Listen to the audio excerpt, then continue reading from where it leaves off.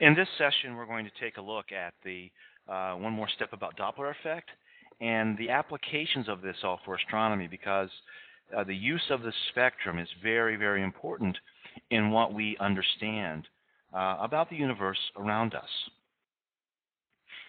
Very briefly, the spectrograph is a device that uses a system of lenses and possibly prisms to record a spectrum on a photographic film. That was originally how it was done. These days, it's done with electronics, a CCD chip, which is very similar to that's in a video camera, CCD, charged couple device to make a digital picture. But light comes in through, at the focus of the telescope, comes through a little opening, commonly called the spectrograph slit. And that spectrograph slit is just a very narrow opening that is placed at the focus of the telescope. Light comes through that, through a series of lenses and prisms, and then it's recorded historically by film, today electronically. And a spectrum of the sun in particular looks much like this. Here's a solar spectrum, and those dark lines are absorption lines, and they are a record of the chemical elements that are present within the sun. And notice that we have the short wavelengths on the left, we have the violet over on the left side, and we have the red over on the right side. And notice at the top we have some designations of letters, the alphabetic letters. These have nothing to do with any chemical elements. The individual who saw these in the sun spectrum, Fraunhofer, labeled them with letters, A, B, C, D, E, F, and today they're sometimes called the Fraunhofer lines. It turns out that the C line, over here in the red side of the spectrum, that is caused by hydrogen. That is caused by hydrogen gas. That's an absorption line when the electron falls down to the second level in the hydrogen atom, or it goes up from the second level in hydrogen. It absorbs some of the light that comes out of the sun and produces that dark line in the sun. So that's the evidence that hydrogen is in the sun. And these other dark lines are caused by other chemical elements. And so we really have overlapping fingerprints of the elements in the stars and in the sun, and it's possible for us to precisely know those energy levels. They correspond to exact colors of light. So we can tell what chemical element is present by its precise location in the spectrum. Now, in the Doppler effect, it is possible for us to make measurements of the speed of the object. So in the bottom, let's say that this is a spectrum of an object that is stationary compared to our Earth and to our sun. We have a very dark line right here, and notice we have a pattern of lines here and a more widely spaced pattern of lines located here. If this object is moving a little bit, those dark lines will be shifted or moved. Notice that as we go from the bottom to the next object, that the lines are displaced, they're changed a little bit.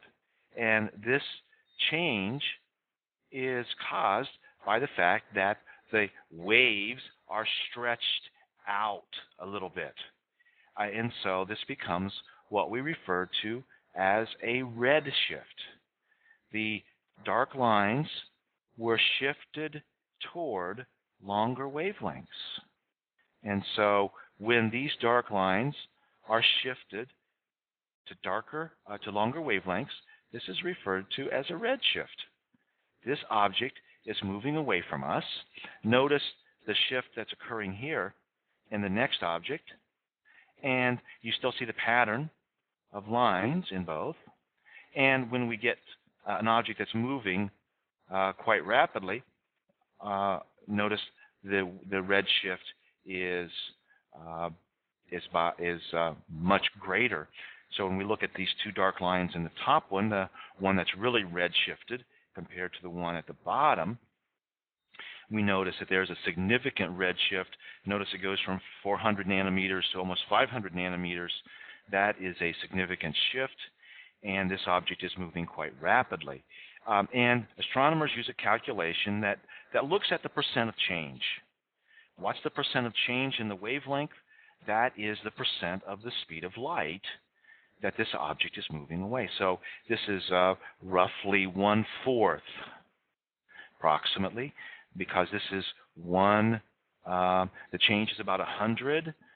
100 divided by 400 is 0.25, or 25%. So that top object is moving at about 25% the speed of light. And that's how we get the measurements of how fast these objects are moving from us. If these dark lines were shifted the other direction, it would be called a blue shift, and that would indicate that the object is moving at the Earth because its wavelengths are compressed. They're squeezed together as the objects are getting closer together. A red shift indicates that the objects are separating from each other. A blue shift indicates that they're moving together. And most objects out there, in particular the big galaxies, are moving away from us at some fractions of the speed of light.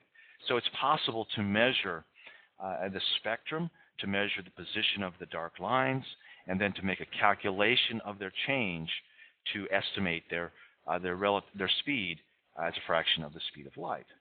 So we know which objects are moving away from us and which objects are moving at us through their spectrum.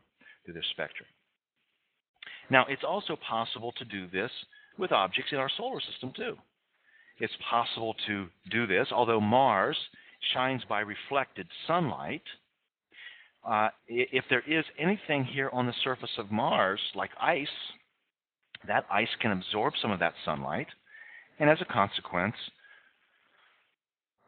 we can measure whether there's ice on Mars without ever going there and sampling it. And that's how we have some indications that there might be life on Mars, by the way that the sunlight gets reflected from Mars. Here's an example of one of the moons of Saturn called Titan. At the top, we see a picture of Saturn, and we have a spectrum of Saturn here. And here's the moon Titan, a large moon of Saturn, and it is known to have an atmosphere around it. So it's reflecting sunlight. That's the way that we see Saturn and Titan. And notice that 3 dark absorption lines have been identified that turn out to be the molecule methane. So by observing the spectrum of Saturn and Titan and other objects, it's possible to determine what that atmosphere is made of on those worlds. So without even going to Titan, although we have had a spacecraft that went in there and landed on the surface of Titan, long before we went there, we knew its atmosphere was composed of methane because of these dark bands that are occurring in the reflection spectrum of Titan. And this is an example of what digital pictures can help us with, because this is a measurement of the light intensity that is being reflected from Titan. And because it has gases in its atmosphere, it not only reflects the sunlight, it also has the ability to absorb some of the sunlight by methane.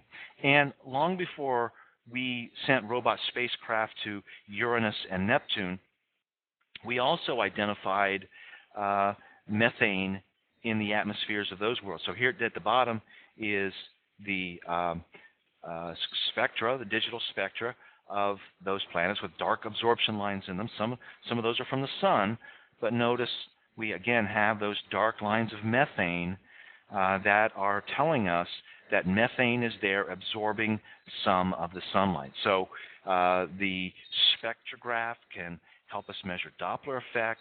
The spectrograph can help us measure chemical compositions, because we cannot go out there and sample, but we can sample the light, the message that comes to us in the light, whether it's given off by a hot object like the sun, a black body, nearly black body object like the sun, or a collection of stars like in a galaxy, or reflected sunlight that reflects from the surface of a solid planet like Mars to estimate there's life, there's ice there, or in the gaseous planets to understand that there's methane there. So when we say that we know that Uranus and Neptune have methane in it, it's due to the reflection spectrum of those planets that we have identified the dark absorption bands of methane.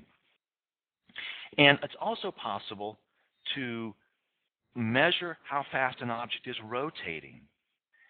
Here is a movie of Jupiter rotating.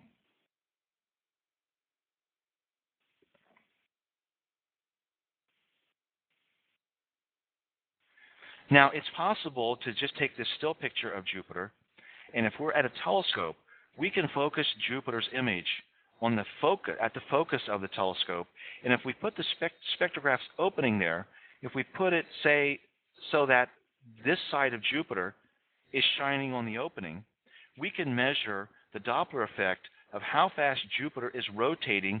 In other words, this side of Jupiter is going away from us. The other side of Jupiter is coming at us. So by letting the edge of the planet shine on the spectrograph opening, the slit, and taking a spectrum of this, we can see Doppler shift in the reflected spectrum of the sun, and then measure how fast Jupiter is rotating away. On the other side, we can do the same thing in a different time exposure, take a photograph of a digital photograph or a photograph on film of Jupiter where it's rotating at us, take an average of those two numbers, and then we know what the rotational velocity of Jupiter is. So we can also measure not only how fast an object is moving toward us or away from us, like an individual star, but for a planet where we can actually resolve. Remember, resolving power is allowing us to see the details. We can see the details in Jupiter's clouds through many, many telescopes, and because we can resolve the edge of the planet through a telescope, we can see Jupiter as an actual globe. We can then focus different edges of that image through the spectrograph and measure its rotational velocity.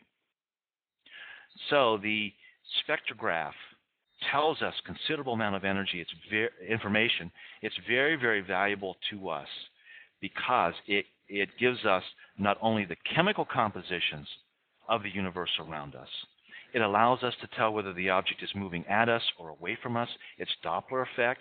When the image gets shifted, the dark lines get shifted because of the chemical elements that are present.